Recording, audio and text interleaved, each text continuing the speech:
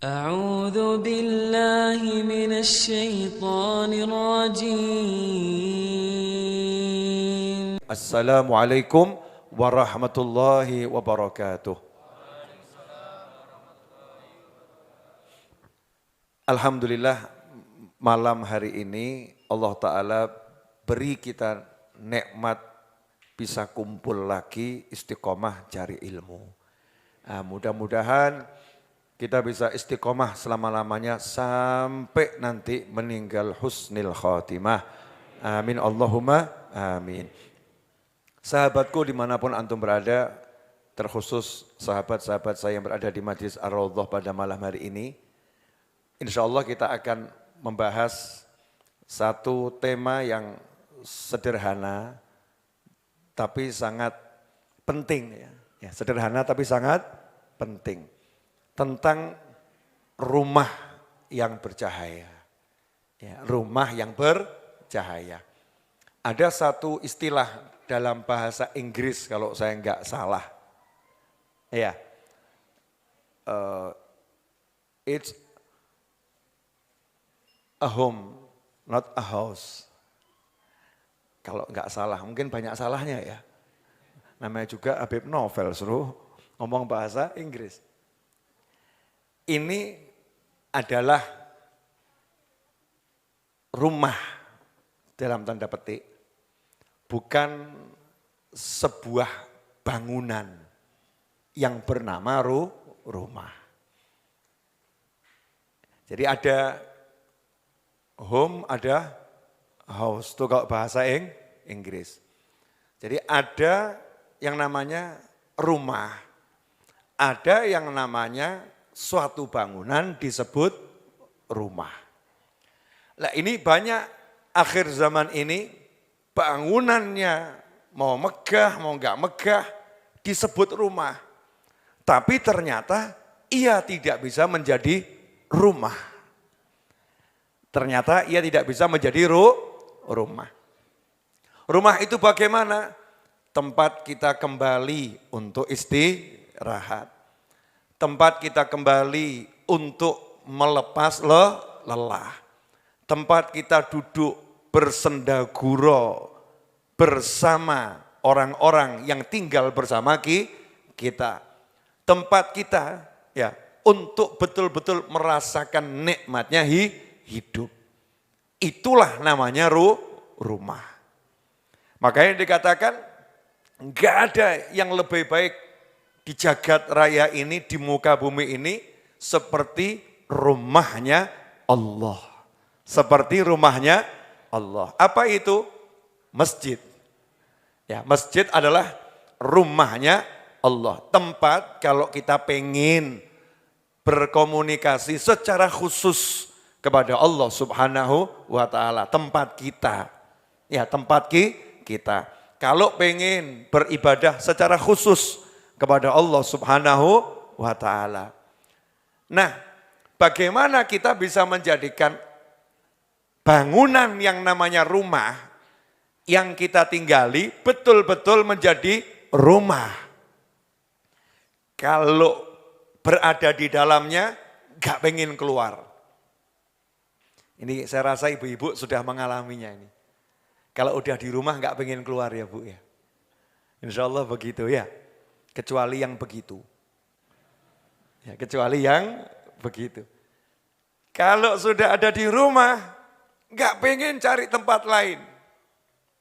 Baiti jannati, istilah yang populer, yang menjadi ucapan para sahabat dan para ulama. Baiti jannati, rumahku surgaku. Jadi kalau udah di surga pengen keluar enggak? Enggak. Makanya kadang kita itu aneh. Kadang kita itu aneh. Katanya sudah di surga, tapi kok pengen keluar.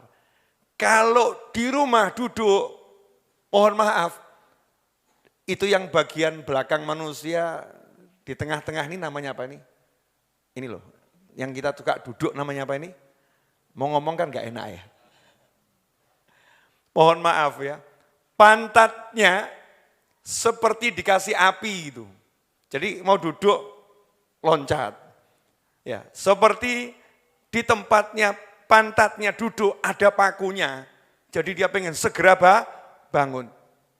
Kepanasan, gak kuat kalau di rumah. Pengennya loncat keluar terus. Ada enggak yang model begitu? Ada.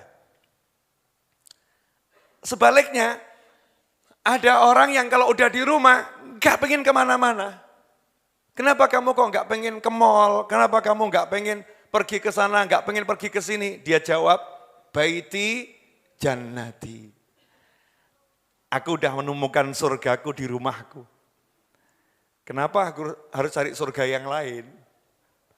Kenapa harus cari itu? Ya sesekali dia keluar, betul. Tapi dia merasakan nyaman tinggal di rumahnya. Bukan bangunannya, bukan desain interiornya, bukan barang-barang yang ditaruh di dalam rumah. Tapi rumah itu menjadi nyaman untuknya karena sesuatu yang dilakukan oleh orang-orang yang tinggal di dalamnya. Mohon maaf pemirsa, sahabatku dimanapun antum berada, bapak-bapak sekalian, mas-mas, adik-adik, mbak-mbak, saya mau nanya boleh? Boleh ya? Orang sekarang tuh kalau ngukur rumah dari bentuknya atau dari nyamannya?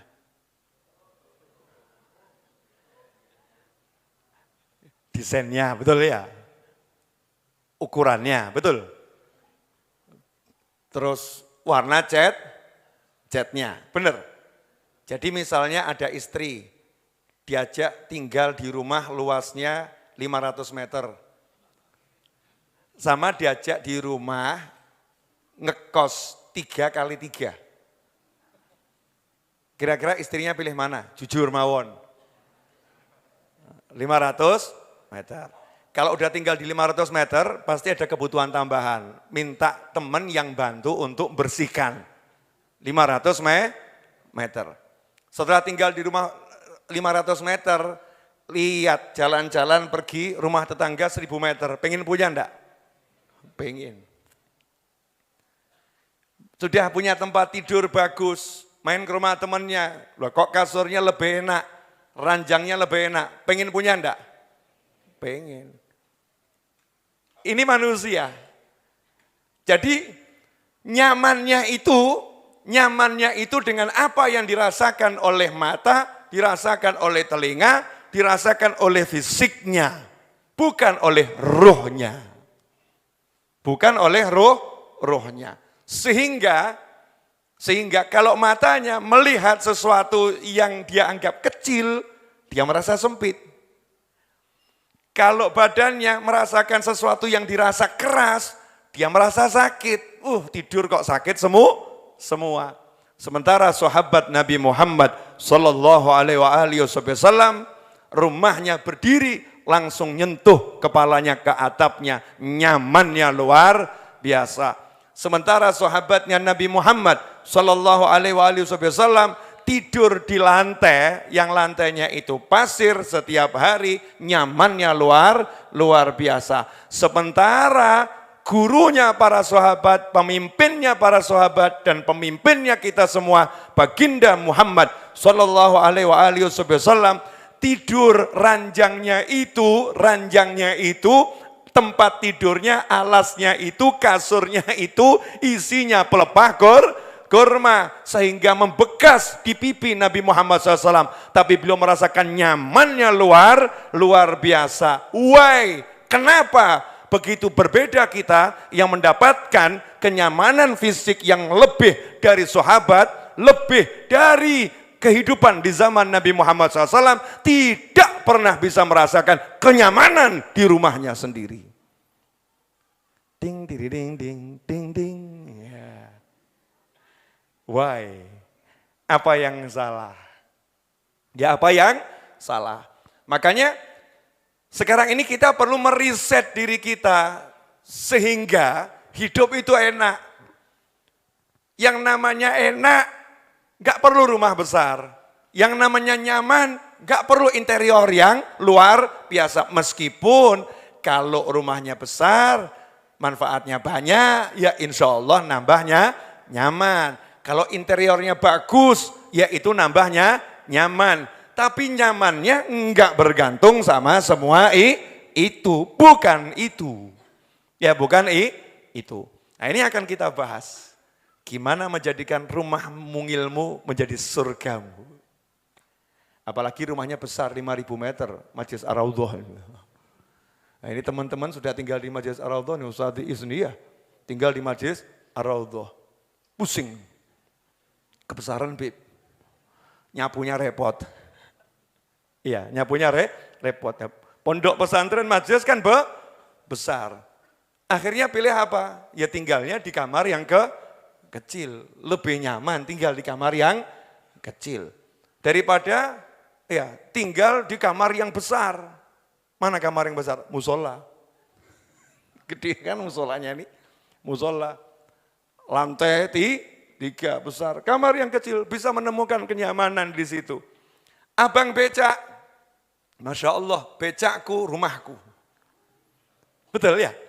Becakku rumahku. Kok Abe bisa bilang begitu? Saya sering ketemu tidurnya itu di mana di becak. Becaknya cukup dikerukupi dengan sarung sebagai selimut. Tidurnya, Masya Allah, nyamannya mengalahkan mungkin yang rumahnya mewah. Ikhwani rahimakumullah. Kenyamanan itu yang ngasih adalah Allah Subhanahu wa ta'ala. Allah yang ngasih.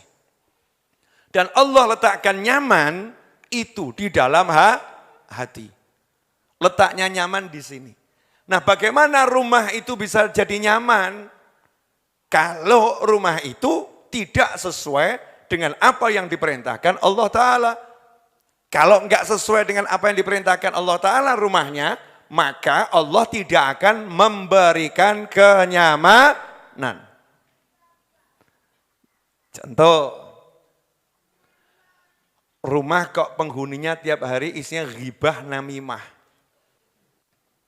Ngobrolnya ngerasani, ngobrolnya mencela orang, ngobrolnya menghina orang, ngobrolnya merendahkan orang, ngobrolnya ngucapkan keburukan orang. Ini sesuai perintah Allah enggak ini? Enggak. Tempat dalam sebuah hadis disebutkan sahih. Kalau seseorang duduk di suatu tempat, kemudian di tempat itu dia tidak berzikir kepada Allah dan tidak bersolawat pada Nabi Muhammad SAW, maka duduknya itu akan menjadi penyesalan. Di riwayat yang lain, nanti dia bangun aromanya lebih busuk daripada aroma bangkai. Berarti tempatnya aromanya apa itu? Kalau dia bangun lebih busuk dari aroma bangkai, berarti tempatnya itu aromanya busuknya luar biasa. Kalau itu tidak dibuat zikir, ini enggak nyebut ngerasani, gunjing, enggak loh ya. Duduknya enggak zikir. Bayangkan kalau duduknya itu menggunjing orang, mencela orang, Masya Allah nyebutkan keburukan orang, jelek-jelekan orang. Kira-kira tempat yang diduduk itu aromanya seperti apa itu? Lah kalau udah seperti itu, apakah bisa rumah yang penghuninya begitu menjadi nyaman? Ya enggak nyaman.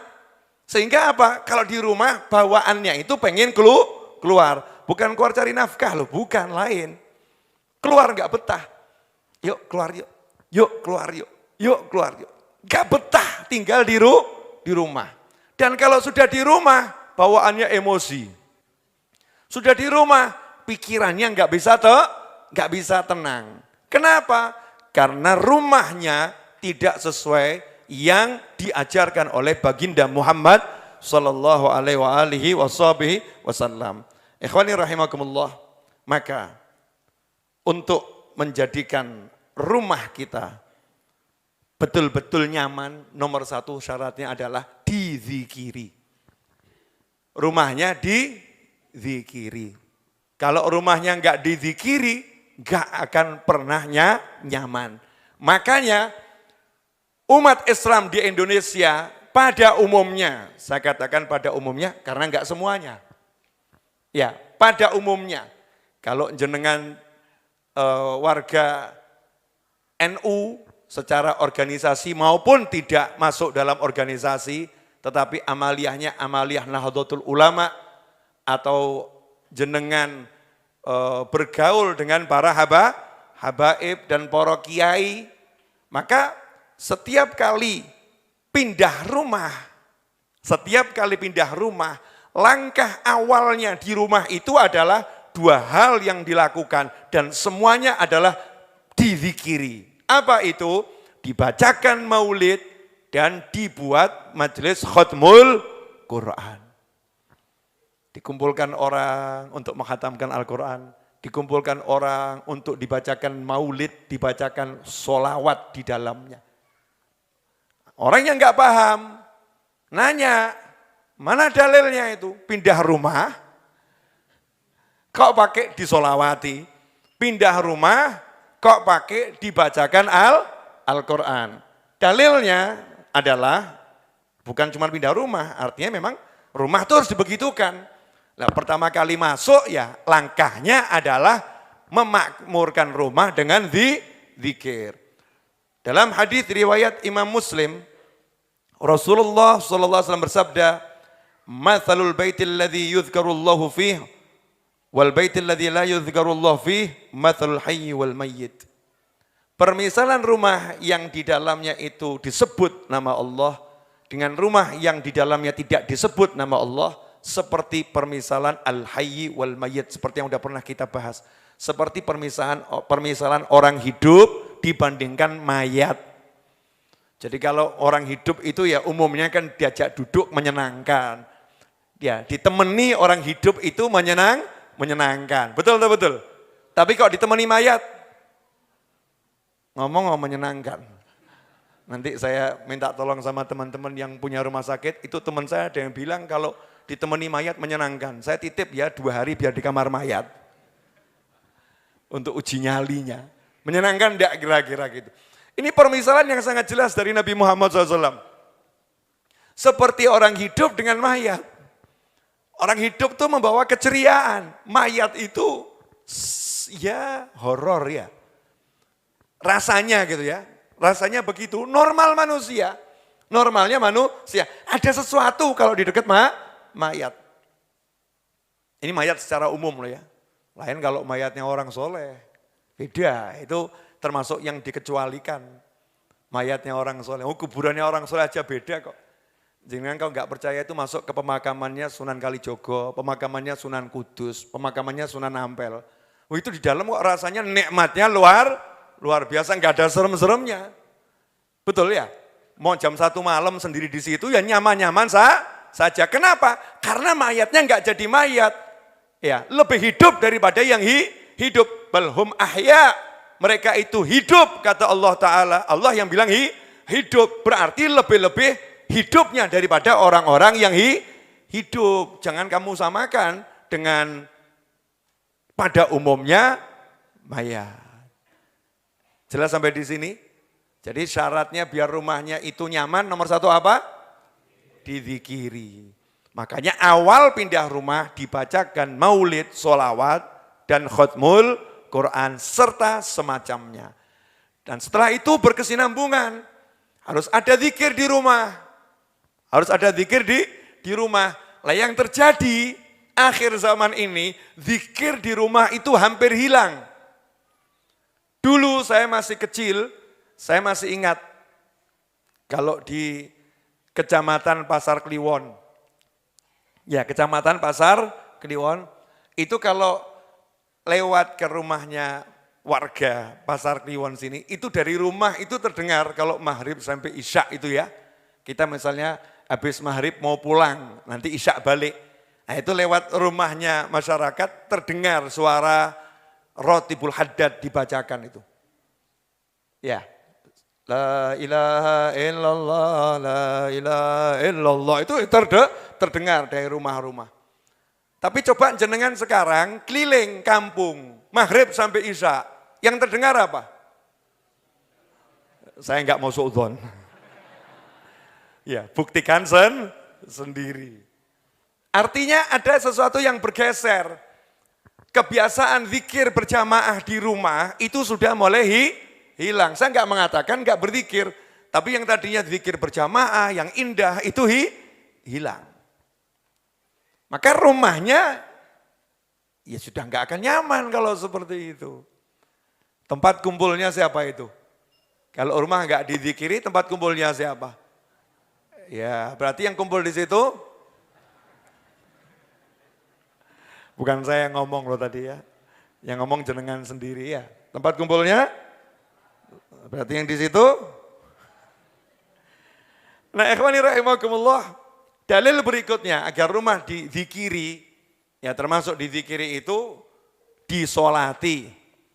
Ya disolati. Karena solat adalah zikir. Kita diperintahkan oleh Nabi Muhammad SAW solat 5 waktu berjamaah di masjid. Tapi solat sunnah ya diperintahkan oleh Nabi jangan di masjid. Solat sunnah itu hendaknya di rumah. Solat sunnah yang di masjid itu hanya dianjurkan ketika bulan suci Ramadan, yaitu solat tarawih. Ya solat tarawih. Lainnya tahajud dan lain sebagainya dianjurkan di rumah. Ba'diyah dan qobliyah itu juga dianjurkan di rumah. Adzan isya misalnya gitu ya. Atau adzan zuhur, qobliyah dulu. Kalau emang di pasar, di tokonya, qobliyah di tokonya. Biar tokonya ada cahaya sholat. Setelah itu jalan, ya masuk masjid tahiyatul masjid. Kemudian duduk nunggu qomat. Kemudian qomat, sholat fardu. Setelah itu ba'diyahnya pulang ke rumah. Ba'diyahnya di rumah. Begitu yang sebetulnya itu disunnahkan oleh Nabi Muhammad SAW. Untuk memperbanyak sholat sunnah di mana? Di rumah. Tapi ulama mengatakan, lah kalau kamu udah paham kalau pulang gak bakal sholat. Ya, udah paham kalau pulang gak bakal sholat, ya sudah. Qobliyah dan ba'diyahnya di masjid saja. Nanti di rumah sholat yang lain. Makanya kalau nyimak pengajian saya sampai tuntas. Jangan giliran depan dipotong. Ya, nanti akhirnya salah paham, akhirnya gagal paham. Lanjut.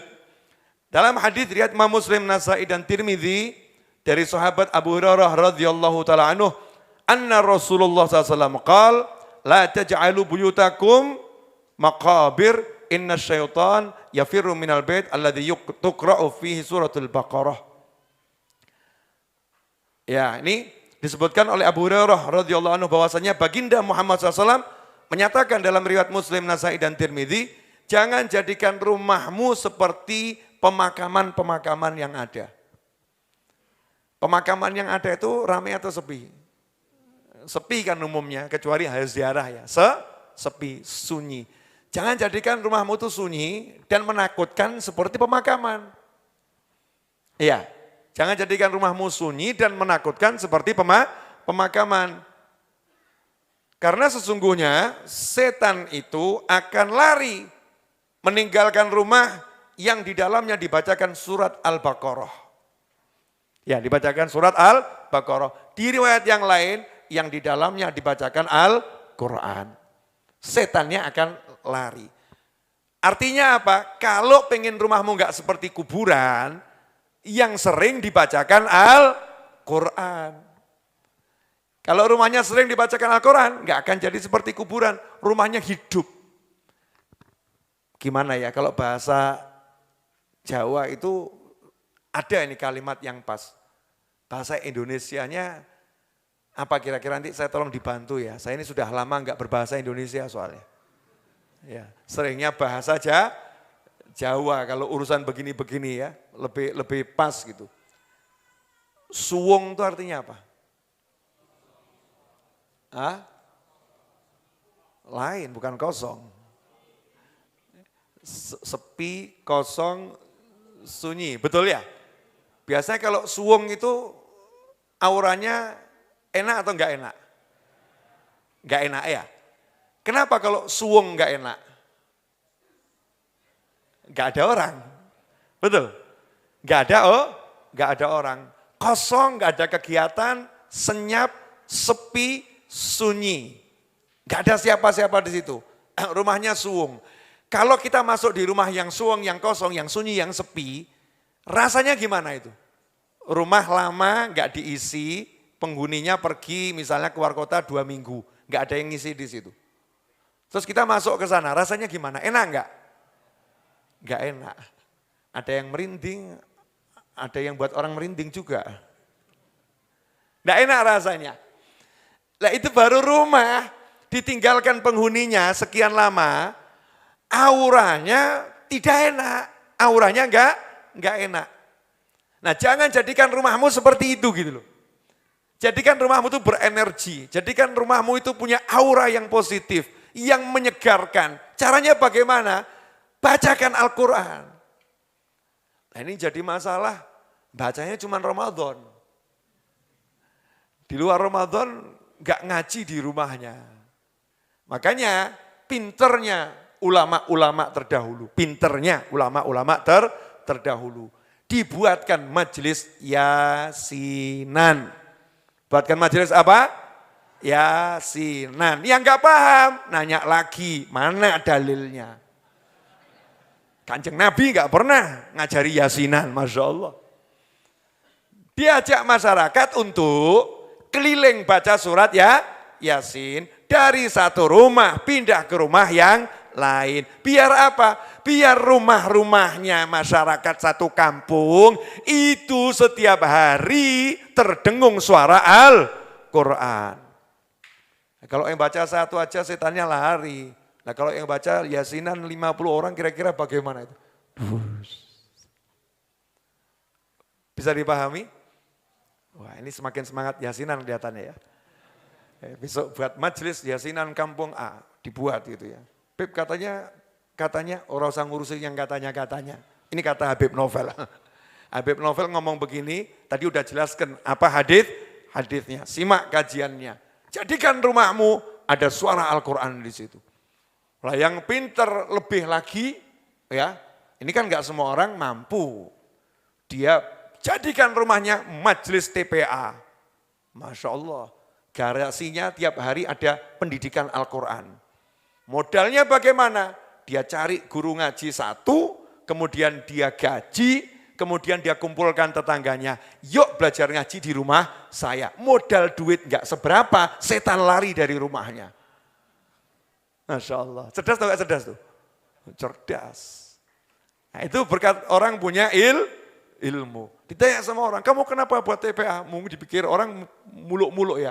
Enggak muluk-muluk dia, biar rumah saya bercahaya. Nah kalau udah rumah itu bercahaya setan lari, ya dampaknya banyak. Banyak. Kita bahas dulu satu-satu ya. Sampai di sini jelas? Gimana caranya biar rumahnya itu jadi bercahaya, nyaman, enak? Dizikiri, disolati, dibacakan Al-Quran. Dikatakan oleh Sayyidina Abdullah bin Mas'ud radhiyallahu ta'ala anhu, sahabat Nabi Muhammad SAW yang suaranya sangat merdu. Wa inna asfarul buyuti al-jawf as-sifir min kitabillah. Sesungguhnya rumah yang paling kosong dari kebaikan, rumah yang enggak ada kebaikannya, rumah yang di dalamnya tidak ada kitabullah dibacakan. Gak ada suara Al-Quran. Itu rumah yang paling rugi, bangkrut. Ya rumahnya bangkrut. Ikhwani rahimakumullah. Dalam hadis yang lain, diriwayatkan oleh Imam Abu Nuaim, dari Anas bin Malik dan Abu Hurairah radhiyallahu ta'ala anhuma, Nabi Muhammad SAW bersabda, Nawwiru buyutakum mastata'tum. Ini lebih jelas lagi. Ya. Jadikanlah rumah kalian bercahaya semampu kalian. Jadi cahayailah rumah kalian, terangilah rumah kalian semampu kalian. Nah kalau cuma suruh ngecat kan ya gampang ya. Cat semampu kalian gitu. Nah ini jadikan rumah kalian bercahaya semampu kalian. Fa innal baital ladzi yuqra'u fihi al-Qur'an yattasi'u ala ahlihi wa yakthuru khairuh. Kata Nabi Muhammad SAW selanjutnya, karena sesungguhnya rumah yang dibacakan Al-Quran di dalamnya, rumah itu akan menjadi luas untuk penghuninya. Jadi enggak sempit rumahnya. Wa yakthuru khairuh, dan kebaikan rumah itu menjadi banyak. Wa tahdhuruhul malaikah, dan para malaikat akan datang ke rumah tersebut. Wa tahjuruhus syayatin, dan setan akan hijrah dari rumah tadi. Setannya hijrah, pindah, menyingkir, pergi, menjauhi rumah tersebut. Kenapa? Karena di dalamnya dibacakan Al-Quran. Wa innal baital ladzi la yuqra'u fihil Qur'an la yadhiqu ala ahlih. Dan sesungguhnya rumah yang di dalamnya tidak dibacakan Al-Quran, pasti rumah itu akan menjadi sempit untuk penghuni rumahnya. Wa yaqillu khairuh, dan rumah itu akan menjadi sedikit kebaikannya. Wa tahjuruhul malaikah, kebalikannya malaikat juga akan hijrah, ngungsi, pindah dari rumah tersebut. Wa tahduruhus syayatin, setan-setan akan datang kumpul di rumah itu. Masya Allah. Berarti selama ini kita udah jadikan rumah kita tempat kumpulnya malaikat atau tempat kumpulnya setan ya kira-kira. Makanya suami-suami, kalau istri suka sambat, suka ngeluh, ya oknum istri. Ya para suami, kalau oknum istri itu suka sambat, suka ngeluh. Rumahnya kok sempit ya, rumahnya kok sempit ya, rumahnya kok sempit ya. Jangan dimarahin. Langsung secara sistematis dan tersiasati, ya ajak tiap hari ngaji bersama. Nanti dia akan berubah sendiri hatinya. Rumahnya kok luas ya. Kanjeng Nabi gak mungkin keliru SAW. Jadi murah atau mahal nih? Gak usah belikan rumah yang besar, gak usah. Ajak ngaji. Tapi begitu diajak ngaji, rumah itu akan menjadi luas, luas. Menjadi luas itu maknanya banyak. Sempit terasa luas, sempit nanti akhirnya menjadi luas. Allah akan kasih rumah yang lebih luas. Amin. Buktinya Majelis Ar-Raudhah. Tiap Jumat diajak baca Yasin. Betul. Di sini kan tiap Jumat malam diajak baca Yasin. Maghrib sampai Isya tadarus Al-Quran. Dibuat sholawat, buat ta'alum, buat ta'lim. Itu tadinya sempit. 4 kali 5. Berubah jadi 525. Ditambah lagi 1.200. Iya, ditambah lagi 1.000. Tambah lagi 1.000. Tambah lagi 1.000. Bahkan sekarang udah loncat sampai lintas daerah. Dari Solo sampai ke Karanganyar. Tawangmangu, itu kan ya, tambah luas. Tambah luas. Kenapa? Bacakan Al-Quran. Bacakan Al-Quran. Cintai Al-Quran, jadikan tempat kamu berada, di situ memang yang kamu cintai adalah suara Al-Quran. Gampang atau susah ini? Gampang, tapi kamu jangan pokil. Pokil itu apa itu? Curang ya, apa? Ya pemenah gue, bahasa Sanskerta itu. Bahasa Indonesianya pokil apa? Bukan curang, lebih ada lagi yang pas itu. Licik. Kamu jangan licik, ya, jangan licik. Terus kamu beli TV besar, sound system gede, ya, pakai Spotify. Ya YouTube, setel ngaji tiap hari. Kamunya tidak. Sibuk main game. Wah. Bukan seperti itu. Gerakkan lidah kita, keluarga kita untuk membaca Al-Quran. Kalau style Spotify, YouTube dan semacamnya, nggak apa-apa. Tapi dengarkan. Ini enggak, dirungokno ya ora. Sibuk nonton tayangan yang lain sambil pakai headset di telinganya. Tonggone ben kebribenen gitu ya. Setannya ben pindah gitu ya. Nah, ternyata setannya dia sendiri. Enggak mau dengarkan bacaan Al-Quran. Ini karena naudzubillah min dzalik. Ngaji ayo. Ya, ayo ngaji. Ayo zikir. Ayo sholawat di rumah kita masing-masing. Kadang-kadang itu kita mirisnya, kita suka ke tempat lain, tapi enggak suka ke tempat kita sendiri. Semangat kalau diajak sholawat di alun-alun, tapi enggak semangat diajak sholawat di kamarnya sendiri. Lu bagus mau sholawat di alun-alun, bagus atau enggak bagus? Bagus. Cuman sayang, alun-alunnya bercahaya, kamarnya gelap gulita. Mestinya bagaimana?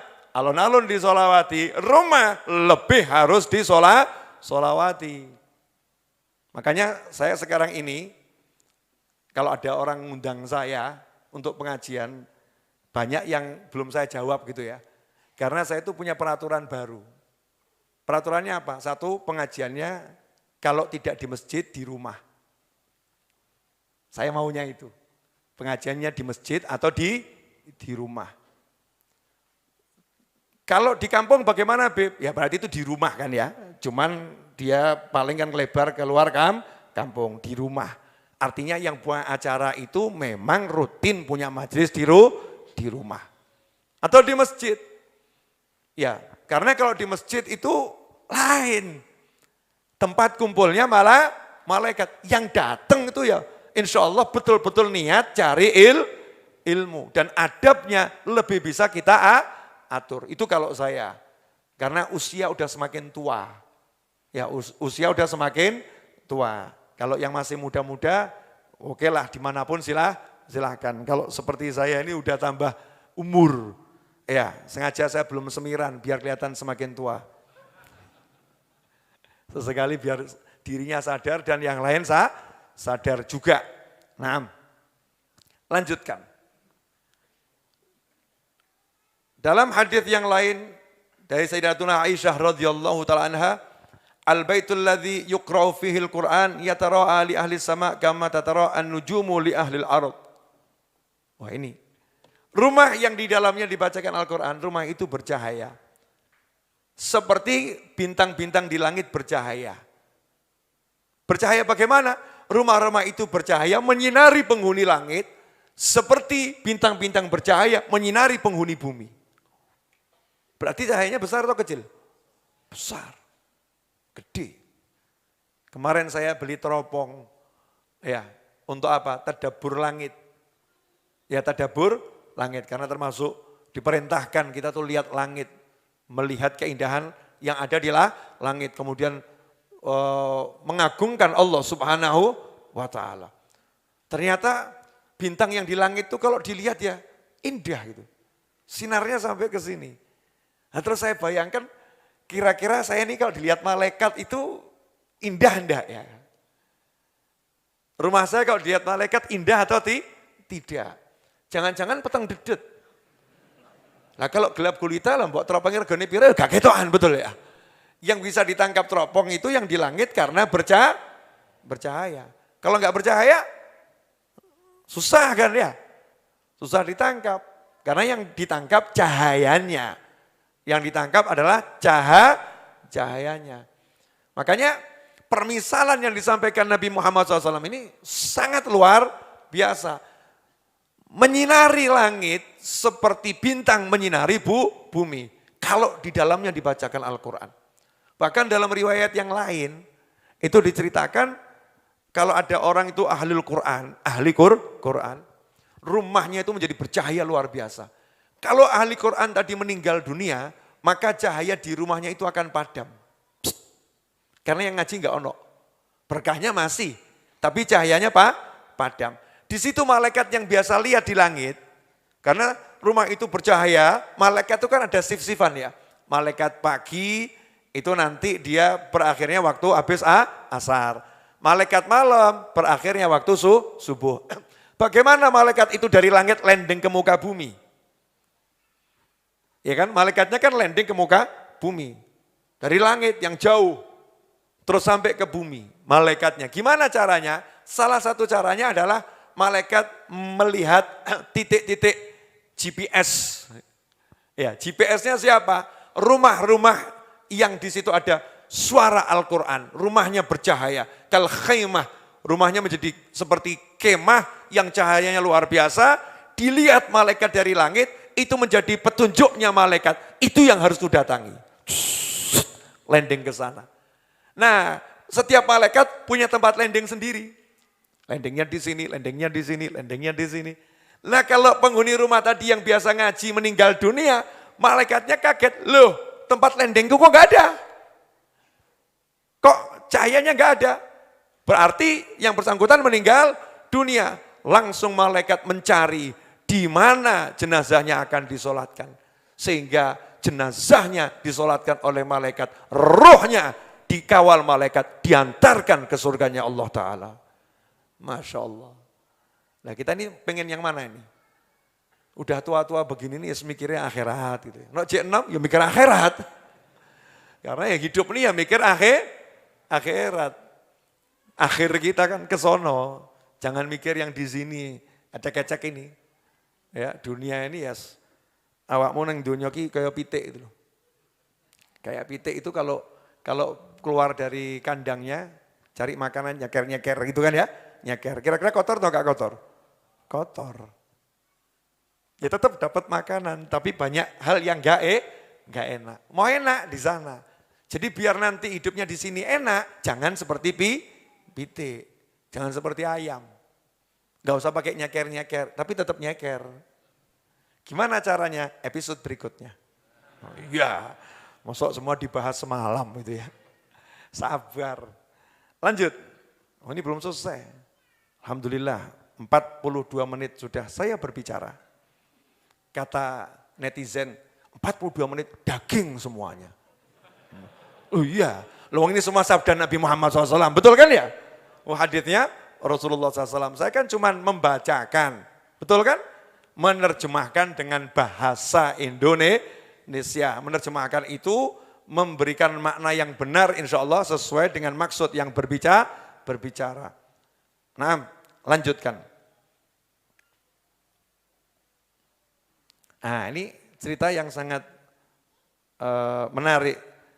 Ya, disebutkan dalam hadis riwayat Imam Muslim, dijabarkan dalam riwayat Imam Nasai dan riwayat-riwayat yang lain tentang Sayyidina Usaid bin Hudair radhiyallahu taala anhu. Siapa? Usaid bin Hudair atau biasa dipanggil Ibnu Hudair. Seorang sahabat yang termasuk punya suara merdu. Punya suara merdu. Usaid bin Hudair radhiyallahu taala anhu, kalau dalam dalam hadis riwayat Muslim, kana rajulun yaqra'u surat al-kahf wa indahu farasun marbutun bisyatanain fataghashadhu sahabah faja'alat taduru wa tadnu wa ja'ala farasuhu yanfiru minha falamma asbaha atan nabiyya fadzakara dzalika lah faqala tilka sakinah tanazzalat lil Qur'an rawahu Muslim. Kemudian kalau di riwayat yang lain, ini saya ceritakan saja karena kok dibaca panjang nanti ya, singkatnya gitu. Jadi ada seorang sahabat, di riwayat Muslim tidak disebutkan namanya. Tapi kalau kita baca syarah hadisnya, baik tentang Muslim ini atau hadis yang lain, sahabat tadi adalah Usaid bin Hudair radhiyallahu taala anhu. Beliau punya rumah kecil, ya punya rumah kecil dan punya anak yang masih balita namanya Yahya. Anak masih balita namanya Yahya. Usaid bin Hudair ini suaranya merdunya luar biasa dan hobinya baca Al-Quran. Ya hobinya baca Al-Quran. Jadi udah ngaji itu ya dinikmatinya luar biasa. Senang sama baca Al-Quran. Suatu malam beliau membaca salah satu surat, ada yang mengatakan di riwayat Muslim surat Al-Kahf. Di riwayat yang lain bukan surat Al-Kahfi. Artinya ada surat yang dibaca, ayat Quran yang dibaca. Nah ketika membaca surat Al-Kahfi atau surat yang lain tersebut, ya tiba-tiba kuda yang ada di dekatnya. Jadi kudanya itu parkirnya juga di kamarnya gitu ya. Karena nggak punya garasi. Ya nggak punya garasi. Dalam syariat Islam itu kan sebetulnya kita itu kan tidak boleh parkir di jalan umum yang mengganggu kepentingan umum. Enggak boleh. Ya, di jalan umum yang mengganggu kepentingan umum. Enggak boleh. Jadi kalau punya mobil ya harus punya garasi. Ya kecuali kalau warga mengizinkan. Ya warga mengizinkan. Nah itu diizinkan. Tapi kalau enggak diizinkan warga, maka dalam syariat Islam itu tidak boleh. Itu indahnya syariat Islam mengatur kehidupan bermasyarakat. Nah, ini sahabat gak punya kandang khusus buat kudanya, ya diparkirkan di dalam itu. Nah anaknya lagi tidur balita. Usaidnya bin Hudair tadi baca Al-Quran. kudanya tiba-tiba meringkik-ringkik, melonjak-lonjak, loncat-loncat kakinya. Ojo ngomong mirip ya. Seperti itu kudanya. Gitu ya. Akhirnya berhenti Usaid bin Khudair. Kalau berhenti ngaji, ya ngawasi kudanya tuh. Ada apa ini kan berhenti. Tenang kudanya, baca lagi, loncat lagi. Akhirnya khawatir nanti anaknya kalau keinjakku kuda. Nah, iseng-iseng gitu mau cari tahu ada apa sebetulnya ya. Ya ada apa sebetulnya. Biasanya kuda itu kan instingnya kuat. Jadi kalau dia meringkik, loncat, ada bahaya akan datang atau ada sesuatu. Maka lihat ke langit. Nah saat itu yang dilihat ada seperti payung ya, seperti cahaya seperti payung. Mungkin jenengan kalau di film-film itu ya mungkin dari belajar hadis ini. Nah, di film-film itu kan yang namanya pesawatnya alien itu apa itu? Bentuknya apa? Piring terbang, ono lampunya akeh gitu kan ya. Ya bentuknya emang begitu. Dalam hadis ya bentuknya seperti itu. Terus gak ngomong alien, yoga. Ya, UFO enggak. Mau sahabat kok. Mendekat. Jadi cahaya itu mendekat. Kalau dibacakan Al-Quran mendekat. Berhenti naik. Tapi karena takut kudanya nanti nginjak anaknya berhenti. Besok paginya kan sholat subuh di masjid bersama Nabi Muhammad sallallahu alaihi wasallam. Maka cerita kepada Nabi Muhammad sallallahu alaihi wasallam. Maka Rasul pun mengomentari kisahnya tadi dengan kalimat, ini beberapa hadis saya gabung jadi satu ya. Iqra ya ibn Khudair, Iqra ya ibn Khudair. Jadi Nabi seakan-akan lagi mendengarkan kisah tersebut, seakan-akan Rasul lagi berada malam hari di rumahnya Usaid bin Khudair, ya. Tapi Usaid bin Khudairnya berhenti ngaji, seakan-akan seperti itu. Baca lanjutkan, ojo mandek, lanjutkan tuh. Saking semangatnya Nabi Muhammad SAW mendengar kisah tersebut dan tahu. Kemudian Rasul ngasih tahu, itu yang turun itu malaikat. Yang turun itu malaikat as-sakinah, malaikat yang khusus untuk majlis ilmu, majlis dzikir, namanya as-sakinah, malaikat yang bawa ketenangan. Dia datang karena mendengarkan indahnya suaramu membaca Al-Quran. Kalau kamu terus ngaji, ada lanjutannya. Kalau kamu terus ngaji, terus membaca ayat Al-Quran tersebut dengan suara yang merdu, malaikat datang, maka Rasul mengakhiri, walau qara'ta la asbahna suyanduruna ilaihim. Kalau kamu terus ngaji, maka besok pagi-pagi seperti ini, masyarakat akan bisa melihat malaikat berada di jalanan tadi itu. Bisa kelihatan oleh manusia dengan kasat mata. Masya Allah. Tapi ngaji ini sing penak. Wes suaranya gak penak, bengak-bengok. Ya malaikatnya ya datang, tapi ya malaikatnya kurang bersemangat ya kalau suaranya enggak bagus. Sebetulnya setiap orang kan punya suara bagus, asal mau belajar. Nada yang sesuai. Ya, yang sesuai dengan bacaannya. Tapi bagus tuh bukan bagus cuman didengar telinga, bagus secara rohani.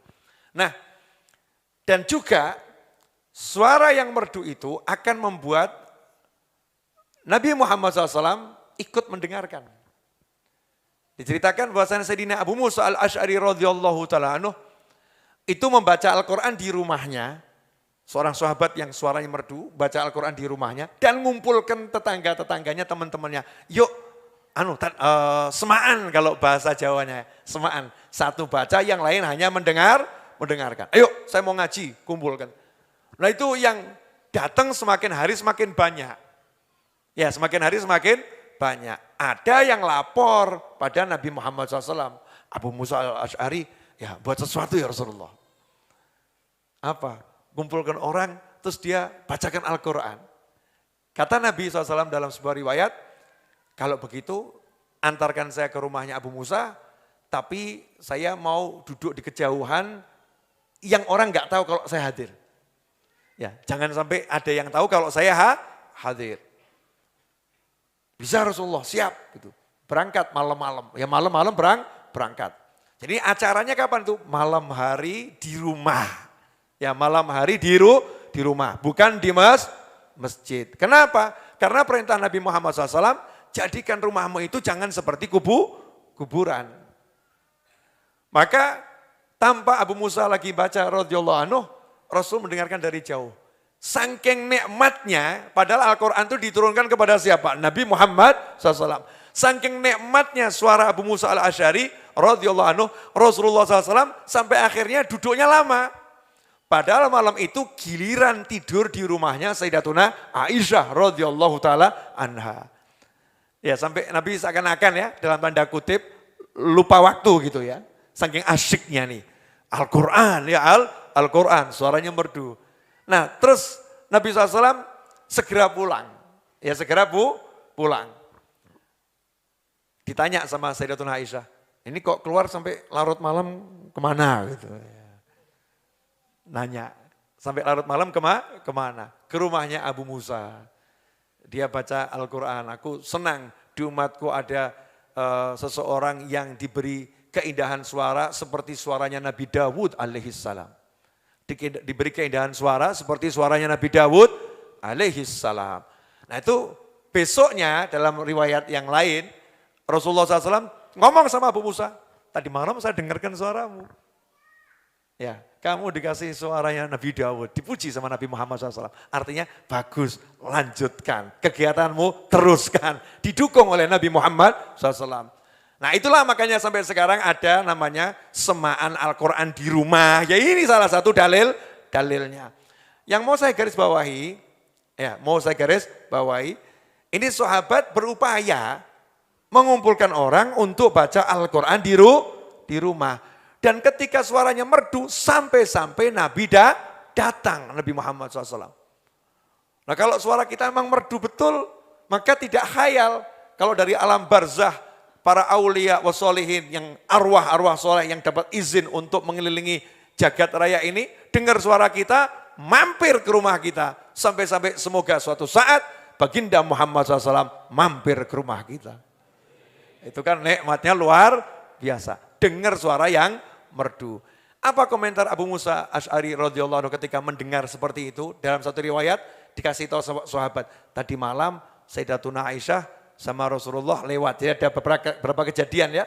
Rasulullah sama Sayyidatuna Aisyah lewat depan rumah Abu Musa Al-Asy'ari radhiyallahu taala anhu, suaranya lagi baca Al-Qur'an terdengar sampai luar, merdunya luar biasa. Berhenti beliau berdua ini mendengarkan kemerduan suara Abu Musa Al-Asy'ari radhiyallahu taala anhu baca Al-Qur'an.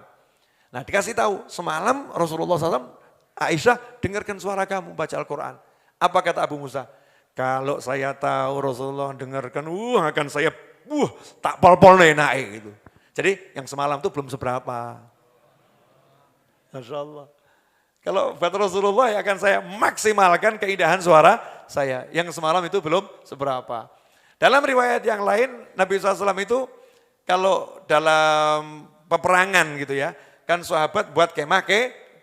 Nabi SAW tahu itu kemahnya Abu Musa Al-Asy'ari dan kaumnya dari kemerduan suara Al-Quran Abu Musa dan kaumnya. Sampai Rasul keluar nyari itu. Indahnya di situ. Ikhwani rahimakumullah. Singkatnya, alhamdulillah. 1 jam sudah saya bersama antum. Insya Allah ini titik penutupnya. Ya.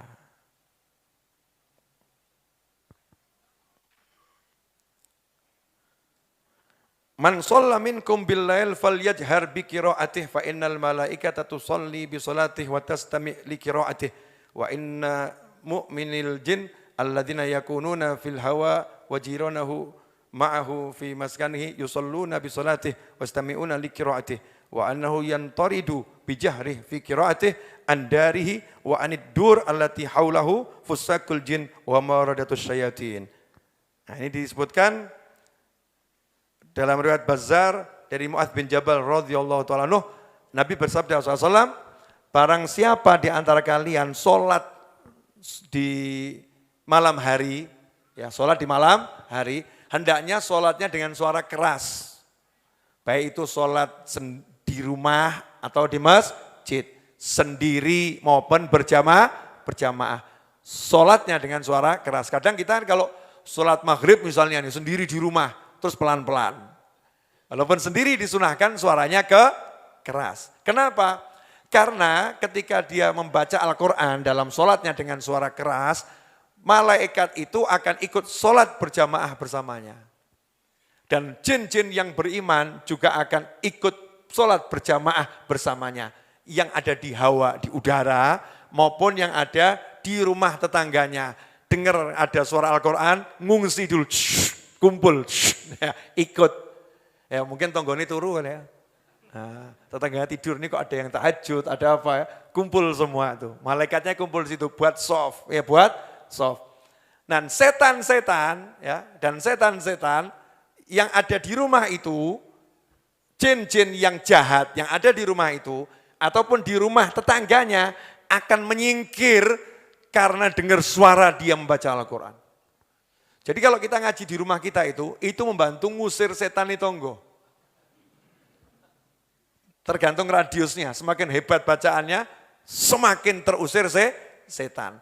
Karena itulah ikhwani rahimakumullah, keberadaan seorang mukmin di suatu wilayah, kalau betul-betul dia menjalankan syariatnya Nabi Muhammad SAW, maka dia akan bawa kedamaian untuk rumahnya, rumah tetangganya, lingkungannya. Semakin hebat orangnya, maka akan semakin besar kedamaian yang dibawa untuk wilayahnya. Makanya pernah disebutkan, warga Siwon, kota Siwon di Hadramut sana, kami baru paham kami hidup di dunia setelah wafatnya Habib Ali bin Muhammad bin Husain Al-Habsyi radhiyallahu taala anhu. Habib Ali Habsyi ini punya kakak Habib Husain. Habib Husain ini gurunya Mbah Hasyim Asy'ari. Habib Ali pengarang Maulid Simtuduror. Beliau wafat di kota Siwon di Hadramut sana, Yaman. Nah, warga Siwon itu mengatakan kami baru sadar kalau selama ini kami hidup di dunia setelah wafatnya Habib Ali Habsyi. Kenapa? Karena semasa hidupnya Habib Ali Habsyi itu kota Siwon seperti di surga. Kalau ada yang misalnya kok hatinya nggak enak sama temennya, itu cepat ingat. Ada ujian-ujian enteng nggak terasa ujian. Jadi setelah Habib Ali meninggal, kena ujian tuh baru terasa kok ada ujian gitu. Kenapa? Yang mikul sudah pergi. Yang menghalau setan-setan yang bawa sumpek sudah pergi. Nah makanya kadang-kadang kita ini tinggal di satu rumah gitu ya. Kok rakroso sumpek ya? Kok enggak pernah merasakan sumpek? Jangan pede kamu. Bisa jadi yang buat enggak sumpek itu mungkin ART-nya yang ahli tahajud. ART-nya ahli ngaji. Lah majikannya ahli nonton film. Ya, majikannya ahli nonton film. Beruntung punya pembantu ART karyawan yang hidupnya baca Al-Quran. Hidupnya sholat. Hidupnya sholawat. Sehingga rumahnya itu yatanawar, bercahaya, berkat punya penghuni yang semacam itu. Ikhwani rahimakumullah. Karena itulah mari jadikan rumah kita rumah. Bukan bangunan yang berbentuk rumah. Jadikan rumah kita itu bercahaya. Dengan cahaya Al-Quran, cahaya zikir, cahaya ilmu, cahaya istighfar, solawat, tasbih, tahmid, takbir, dan berbagai lantunan zikir lainnya. Sehingga yang ngerumpi di rumah kita malaikat. Bukan setan yang ngerumpi di rumah kita. Yang kumpul di rumah kita malaikat. Bukan setan yang kumpul di rumah kita. Kalau sudah malaikat kumpul, otomatis as-sakinah itu dapat ketenangan. Kalau udah tenang, nyaman. Kalau udah nyaman, kebaikan akan datang. Kalau kebaikan udah datang, maka baiti jannati. Rumahku adalah surgaku. Alhamdulillah 1 jam sudah saya bicara. Dengan tenggorokan yang alhamdulillah malam ini bersahabat. Padahal tadi waktu Fatihah ya suaranya gak jelas gitu ya. Tapi diajak ngomong hadis kok dia dijak jelas nobab ngusir setan kok nurut ini ya. Alhamdulillah. Nah saya mau infokan. Saya buka 1 nomor WhatsApp lagi. Nomor ini bukan untuk ditelepon. Ya, hanya untuk kirim pesan dan satu saja pesan yang akan direspon. Pesan bertanya tentang permasalahan agama. Yaitu saya kasih namanya itu Tanya Habib. Ya, Tanya Habib. Nomornya berapa? Nomornya cantik. Big 3, bos 6. Selesai. Big 3, bos 6. Jadi kalau ngapalkan nggak usah repot. Big itu apa? 819. 3, bos 805, terus ditutup angka 6. 3 ditambah 6 hasilnya 9. Saya suka angka 9. Berapa nomornya? Big 3, bos 6. Masya Allah, jadi ada apa itu? 9 big boss. Nah, buat ngapalkannya biar gampang ya. Big 3, bos 6. Nanti kirim pesan WhatsApp ke nomor itu, ya. Atau kalau mau gampang, nanti ketik itu wa.link/ ya Tanya Habib. Nah itu diklik, nanti akan langsung tersambung ke nomor tersebut. Ya. Nah, tanya persoalan agama yang jelas, jangan cuman pengen WA saya kemudian ngarang pertanyaan. Ya itu yang pegang saya sendiri ini. Ya, ini tablet khusus. Ya tablet khusus untuk mengumpulkan seluruh pertanyaan yang masuk. Habib dijawab enggak? Ya insya Allah dijawab. Cuman kalau yang nanya 2.000 orang, ya nunggu antrian. Nunggu antrian. Jawabnya di mana? Insya Allah 99,999% itu akan saya jawab dalam bentuk audio visual konten di YouTube. Jadi nanti kalau mau menemukan jawabannya, lihat YouTube, channel YouTube saya. Yang nanya dapat kabar enggak, Beb? Yang nanya yang dikabari pertama kali insya Allah. Yang nanya yang dikabari pertama kali. Udah berapa pertanyaan yang masuk, Habib? Saya juga belum tahu. Ya, coba kita lihat. Udah ada berapa pertanyaan yang masuk sampai malam hari ini sejak dibuka 2 hari yang lalu dan belum betul-betul saya publish ya. Ada berapa ini? Anis atas itu yang belum kebuka. Berapa? 255 yang belum terbuka. Yang belum terbuka itu nanya. Tapi jangan nanya aneh-aneh karena tidak akan dijawab. Mikir betul pertanyaan yang manfaat. Karena ada pertanyaan juga aneh-aneh. Jenenge menungso. Ya, nanyanya aneh-aneh. Ini contoh ya, contoh pertanyaan yang sudah saya baca dan sudah saya kelompokkan dan insya Allah akan saya jawab ya. Insya Allah akan saya jawab nanti di video. Ini, Assalamualaikum Habib. Ini dari Ahmad Bayhaqi Pasuruan. Assalamualaikum Habib, saya ingin mengajukan pertanyaan sebagai berikut. Amalan agar segera berangkat ke Tanah Suci Mekah, amalannya apa? Wah, jawabannya tunggu di channel YouTube saya, bukan malam hari ini. Saya akan buat jawaban yang indah insya Allah ya. Diatur dulu videonya, nanti kalau nonton itu jawabannya singkat, bisa di-share, bisa diingat-ingat, bisa diajarkan.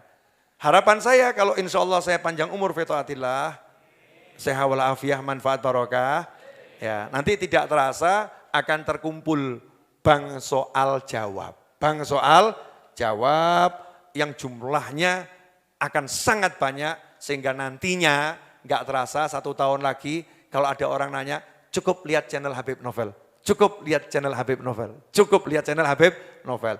Saya menjawabnya tentunya nggak sendiri.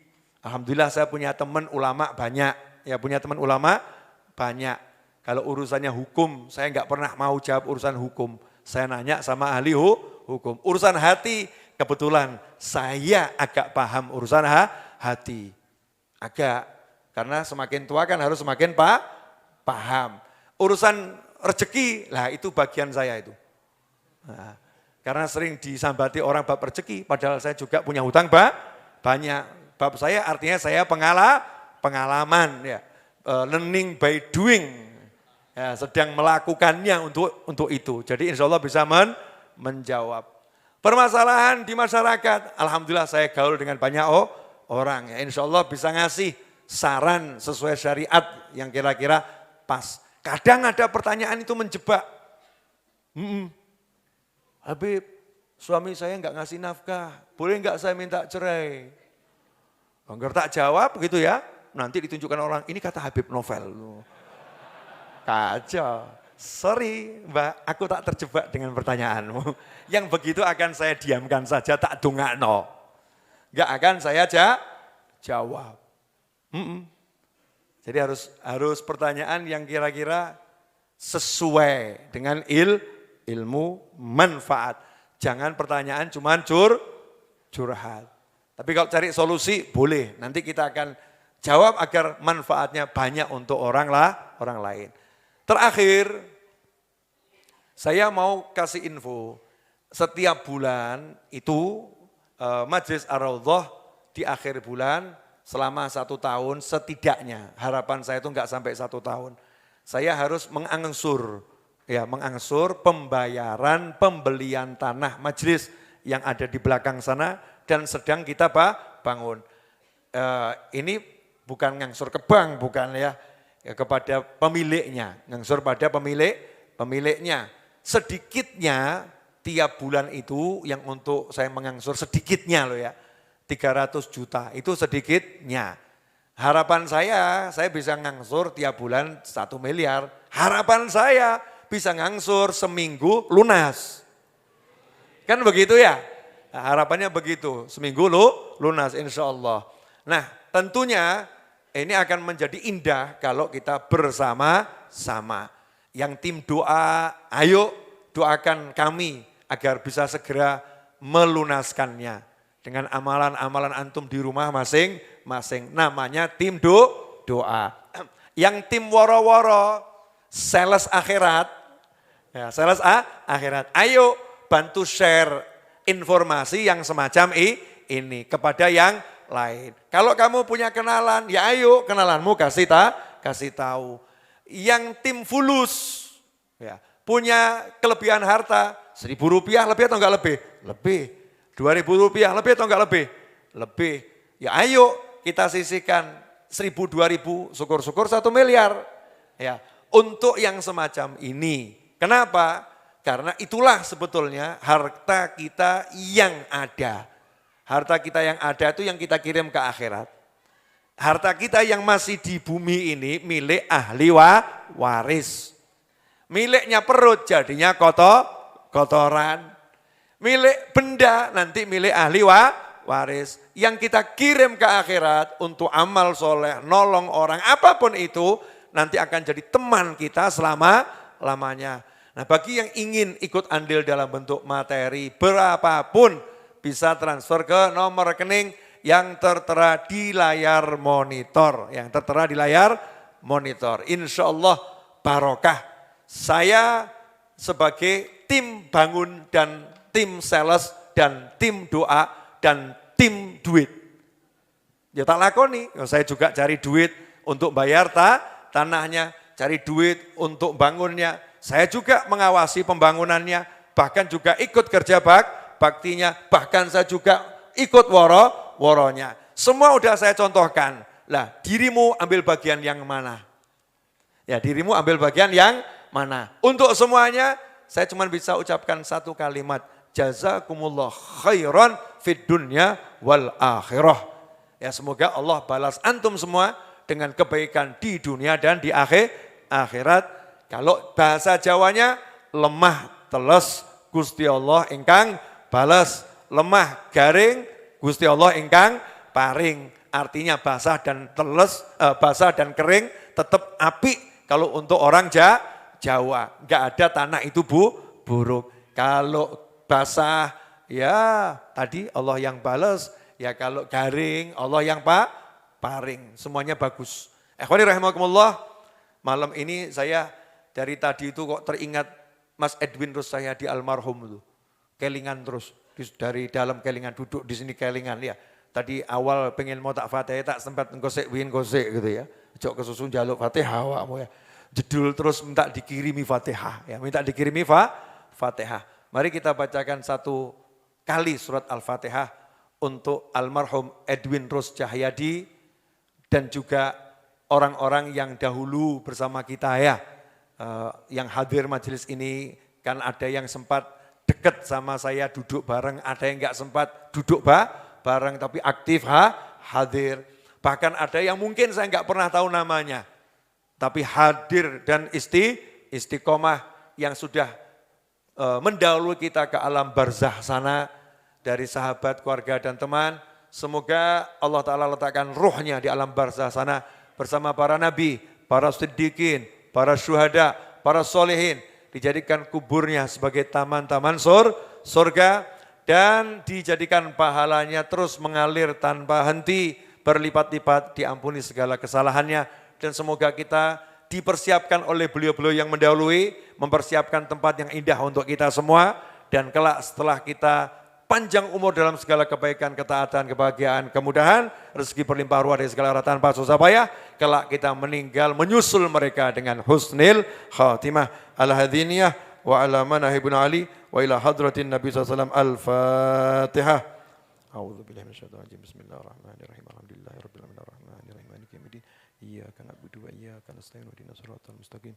Siratal ladzina an'amta 'alaihim ghairil maghdubi 'alaihim waladdallin. Amin. Kemudian ada titipan pengumuman. Ya, titipan pengumuman dari Majelis Fathur Rahmah Jakarta.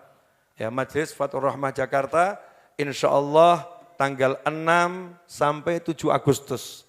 Ya, Majelis Fathur Rahmah Jakarta insyaallah tanggal 6 dan 7 Agustus 2022 akan menyelenggarakan kajian eksklusif di Menara 165 Jakarta dengan pembicara 4 narasumber, Habib Muhammad bin Hussein Al-Habsyi, kemudian Insinyur Adi Warman, kemudian Habib Segaf Baharun Dalwa, kemudian Mas Novel bin Muhammad Al-Idrus dari Solo. Ya, ada 4 narasumber. Namanya ini pengajian eksklusif, ya tentunya berbayar ya. Judulnya Solusi Tanpa Henti. Nah, bagi yang berminat untuk mendaftar, nanti hubungi saja nomor yang saya sebutkan. 1, untuk yang lelaki bisa daftar WA ke nomor 856 ya 0856 7805 572. Saya ulangi, untuk yang lelaki bisa mendaftar ke 0856 7805 572 ya. Sekali lagi untuk laki-laki daftar ke nomor 856 7805 572. Sementara untuk yang wanita atau putri bisa mendaftar ke nomor 0853 kemudian angka 95 kali 99995 kali 249 ya, seperti yang tampak di layar monitor. Silakan WA, tanya di situlah informasinya bagaimana. Untuk yang di Jakarta dan sekitarnya itu ada 2 hari, tanggal 6 dan 7 Agustus. Pelaksanaannya jamnya kapan? Silakan hubungi nomor yang tertera di layar monitor. Ini titipan dari Majelis Fathur Rahmah. Insyaallah menjadi acara yang barokah dan manfaat. Ya, yang bisa hadir ya, insyaallah. Kemudian super terakhir, saya berharap pekan depan, harinya saya belum tahu, keinginan saya hari Kamis. Ya, keinginan saya hari Kamis, bangunan yang di belakang sudah bisa ngecor lantai 2-nya. Ya, antum nggak kelihatan orang bangun ya di belakang ya. Nah, itu tiang-tiang sudah berdiri, pembalokan sudah dimulai, sudah 30% pembalokannya, besi-besinya udah mulai dipasang walaupun belum dibayar. Iya, pasang dulu, bayar kan urusan nanti, namanya juga bayar ya. Insya Allah Jumat depan itu, ya insya Allah Jumat depan saya akan pameri antum semua. Kalau belakang sudah dicor, insya Allah. Gak usah kerja bakti ngecor, gak usah. Ya, gak usah. Gak usah ikut kerja bakti ngecor. Cukup nanti yang ngecor Ustadz Iis 1 orang ini selesai. Ya Ustadz ya? Ustadz Iis kan Masya Allah, kalau ngaji malaikat-malaikat datang. Jin-jin mukmin dah datang. Nanti Ustadz sendiri akan ngajak malaikat sama jin-jin mukmin. Antum nggak usah ikut. Ya, nggak usah ikut. Nah, yang pengen saya sampaikan agar sukses ya, barokah manfaat, yuk jadi salah satu dari tim yang saya maksud tadi. Tim doa, tim sales akhirat, tim apa lagi? Tim duit ya, atau tim kerja bakti. Yang bisa yang mana? Silahkan pilih. Nah, nanti itu akan jadi tabungan kita selama-lamanya. Bib, minta dalil. Oke. Sebetulnya ini kajian Zoom saya kemarin dan belum mau saya ajarkan dulu. Tapi ya enggak apa-apa lah. Mau tadi Jumatan juga saya ajarkan. Ya, apa itu? Burung hudhud itu judulnya sales akhirat. Burung hudhud itu sales akhirat. Burung hudhud karena lihat informasi ada ratu yang kerajaannya luar biasa, tapi ratunya masih nyembah matahari, lapor pada Nabi Sulaiman alaihissalam. Modalnya cuman ngelapor, terus dibawain surat, nyampaikan surat, selesai. Selebihnya yang ngurus Nabi Sulaiman alaihissalam, selebihnya diurus Allah subhanahu wa ta'ala. Hasilnya Hudhud menikmati Ratu Balkis dan seluruh anggota kerajaannya masuk Islam dan bahkan menikah dengan Nabi Sulaiman alaihissalam. Hasilnya sampai syariat melarang umat Islam membunuh jenis burung hudhud. Jadi mungkin siapa tahu antum modalnya cuma woro-woro jadi seperti hudhud. Ya, dapat sesuatu yang luar biasa. Tapi jangan al-pelitu al-bakhilu. Habib kan woro-woro aja udah bagus toh, saya ambil ini aja deh ya. Duitnya jangan, tenaga saya jangan. Tenaga saya jangan. Wirid dzikir ya berat Bib itu ya. Ya ayo kita ambil bagian semuanya. Baca salawat munjiah diniati gitu ya. Untuk bantu Majelis Ar-Raudhah walaupun cuma berapa kali. Nah, kemudian kalau bisa kerja bakti walaupun 2 tahun sekali. Enggak usah tiap kerja bakti 2 tahun sekali datang. Enggak usah lama. Ambil ember ya, isi pasir dikit, suntak selesai pulang. Udah cukup. Nah, nanti aku punya saksi. Oh ya, itu batu aku yang lempar, pasir aku yang lempar. Jadi saksi di akhirat. Lu ada yang begitu? Ya, cuman ambil batu, sekali lempar. Nah, itu batu aku yang nanam, selesai. Nah, tak apa-apa kan memang mampunya seperti itu. Daripada yang cuman batin toh, oh kerja bakti toh. Moga sukses ya. Masya Allah, semoga sukses. Alhamdulillah, amin ya doa gitu ya, alhamdulillah. Tapi kurang menunjukkan semangat. Jazakumullah khairan, walafu minkum. Silahkan hidangannya dinikmati setelah ini. Saya akan melanjutkan untuk menghimpun pertanyaan, mengelompokkannya. Dan kemudian berusaha menjawabnya. Satu demi satu.